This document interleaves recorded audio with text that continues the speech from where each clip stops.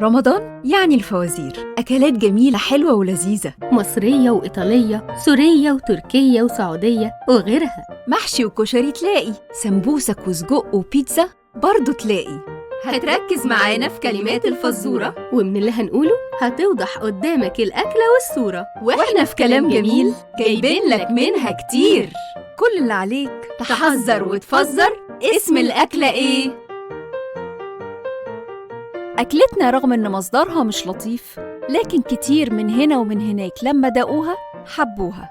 بتتحشي رز وخضرة كتيرة، وبيعملوا منها أحجام متنوعة ولذيذة. يتسلق ويتحشي وعلى الزيت يتحمر ويتقلي.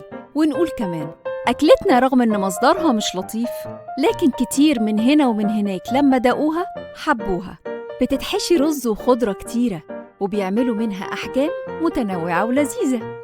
يتسلق ويتحشي وعلى الزيت يتحمر ويتقلي. واللي مركز معانا في كلمات الفزورة هتوضح قدامه الأكلة والصورة. ها، يا ترى اسم الأكلة إيه؟